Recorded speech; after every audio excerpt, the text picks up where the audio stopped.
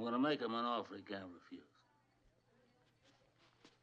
Hollywood has been churning out gangster films for close to 100 years now, and an interesting thing has happened. These films have been giving us some of the finest one-liners of movie history. What a lot of individuals fail to grasp, however, is that these are more than good one-liners from a film. These are master classes of how real power works. Today, we are examining the top 5 mob film one-liners and learning what we can from each about influence and domination. Quote 5. I'm gonna make him an offer he can't refuse. This is a Godfather line from the 1972 film. His godson has been turned down by a Hollywood producer for a film role, and someone has sought the Don's aid. Don Vito Corleone, played by Marlon Brando, delivers the line while he sits in his darkened office on the day of his daughter's wedding. What makes the line so powerful is the way Vito delivers it. He doesn't yell, he doesn't hammer his fist on the desk, he just states it as if he's describing the weather, matter-of-factly, nonchalantly, almost warmly. But let's unpack what's actually going on here. Vito's not making an offer of any sort. He's presenting an ultimatum under the pretext of niceness. The genius of it is that he's not overly threatening anybody. He's simply laying out what's going to come next. It reveals something valuable about real power. The best people are not the yelling and making a scene kinds. They are the ones who speak softly because they know that everyone has to listen. When you do have power, you don't necessarily need to show it with yelling or with theatrics. The American Film Institute voted this as the second most iconic film quotation of all time. And you know why? It comes as close as possible to defining how real influence actually operates. Your words don't have to be loud when they weigh heavily. In real life, this manifests at every juncture. Your parent with a low key say of, "I'm disappointed," has a greater effect than anyone yelling. The boss who quietly says, "We need to talk," strikes more fear than the one screaming at staff meetings. When a lion walks into a room, it doesn't need to announce that it's a lion. Everyone already knows. Quote number 4. Say hello to my little friend. Fast forward to 1983 and we get the complete opposite approach. Al Pacino's Tony Montana in Scarface delivers this explosive line during his final confrontation with his enemies. He's cornered, outnumbered, and facing certain death. His response? Grab a grenade launcher and go out fighting. We're at Tony's home as his empire is crumbling around him. His foes caught up with him, and there's nowhere he could flee. But Tony has no interest whatsoever in going out quietly or trying to negotiate retreat. This quote represents power as pure defiance. Where Don Corleone used subtle threats, Tony chooses overwhelming force. Where Vito calculated every word, Tony lets raw emotion take control. But here's the deeper lesson. Sometimes subtle influence doesn't work. Sometimes you need to be the person who stands up and refuses to be quietly defeated. Tony's final stand isn't just about violence. It's about maintaining your dignity, even when everything else is falling apart. It has a rightful use in everyday life as well. There are times you must become the rebellious employee questioning a horrible choice in front of the whole room. There are instances where you must become the individual saying, "Absolutely not," while others are acquiescing to something bad. Tony's line instructs us that sometimes it's better to go down fighting than to retreat with no fight at all. It's a question of picking your battles on whether situations are to be handled this way, but sometimes you've got to get a point completely clear if your core values are at stake. Quote 3. Keep your friends close, but your enemies closer. Back to the Godfather series, and we're looking at the next generation. This quote comes from the Godfather Part II and is said by Al Pacino's Michael Corleone. Michael has fully gotten involved with the family business and has a cold, calculating style of leadership at this point. Michael learned from observing his father, but he included something special: systematic paranoia. He realized that in his universe, one ally of the day could become one assassin of tomorrow. Only through keeping tabs with everyone, and especially with those who could desire harming him, could he survive. This quotation tells something unsettling about thinking strategically. If your enemy is one street away from you, you'll only wonder what they're planning. However, if your enemy sits at your dining table, you get a clear idea of what they're thinking. You can analyze their responses, get their mannerisms, and forecast what they're going to do next. What Michael discovered is that proximity equals intelligence. The closer you keep potential threats, the better you can monitor them. It's psychological warfare designed as hospitality. This insight runs much deeper than in organized crime, business, politics, and even friendships and marriages. The individuals exercising ultimate power comprehend the information equals power paradigm. These individuals realize that the individual with the seemingly innocuous questions may be the one you should monitor the closest. The colleague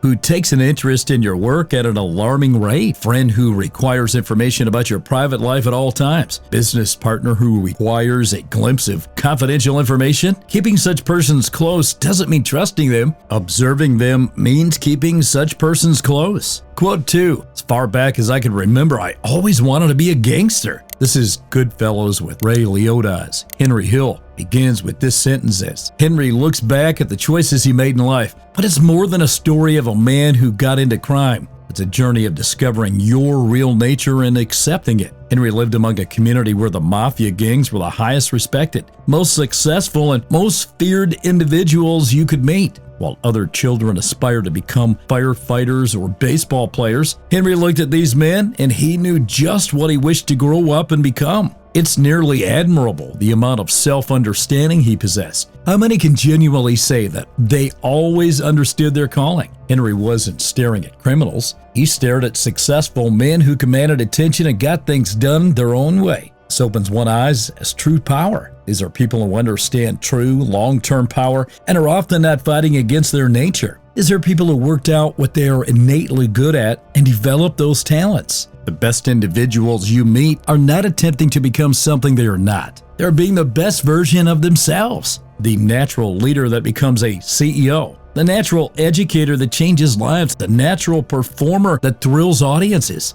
Henry's admission reminds us that true power comes from discovering what you're naturally best at and having the courage to build your life around those strengths and desires. And your passion aligns with your natural abilities and what you desire most. That's when you're truly living your life's purpose. Now, quote number 1. They send for you, you go in alive, you come out dead, and it's your best friend that does it. Our final and darkest lesson comes from Donnie Brasco, where Al Pacino plays Lefty Ruggiero, an aging mafia soldier, having a conversation with a man he has no reason to doubt. Lefty doesn't know is that the man is actually an undercover FBI agent who has completely convinced him that he's just another member of the family. Lefty delivers the line as a mix of warning and foretelling. He's explaining how the world of the mobs actually operates. Yet, he's also inadvertently describing his own demise. The individual he's addressing, the one he trusts the most, will end up being the one who kills him. What this quote shows us is power's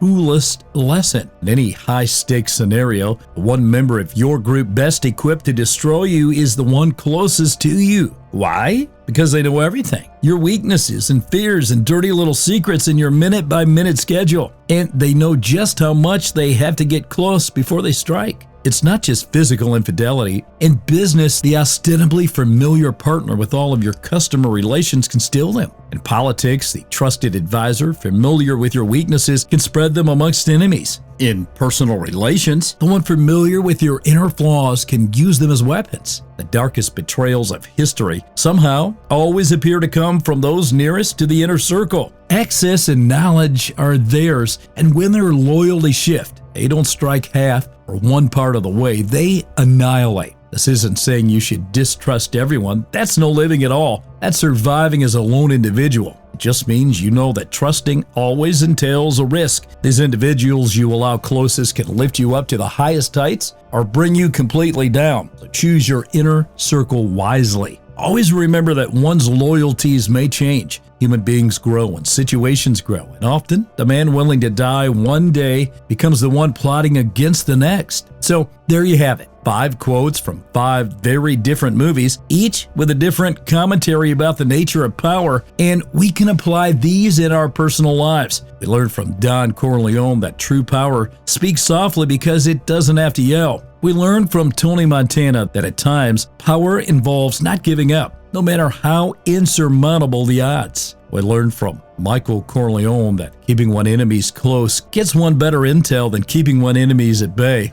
Henry Hill taught us that true power involves coming to understand your real desires and living it fully. And Lefty Ruggiero taught us the most valuable lesson of all. Those closest to us hold the greatest power to destroy us. We love these films because they demonstrate power unvarnished. No corporate doublespeak, no blurred lines, just humanity at its toughest. These rules about influence, control, loyalty, and treachery remain the same whether you're a member of corporate or street culture. Understanding the true nature of power, the mechanism of domination and influence of the real world, that's knowledge you can use anywhere. Don't hesitate to use it responsibly. But if you enjoyed breaking down these iconic mob movie quotes and learning about the psychology of power, make sure to hit that subscribe button. We dive deep into movie analysis, exploring the hidden lessons behind Hollywood's greatest films. And here's the thing, every movie fan needs to see this breakdown. These quotes have shaped how we think about power for decades, but most people never realize the deeper lessons they contain. So do me a favor, share this video with that friend who quotes Scarface, your colleague who loves The Godfather,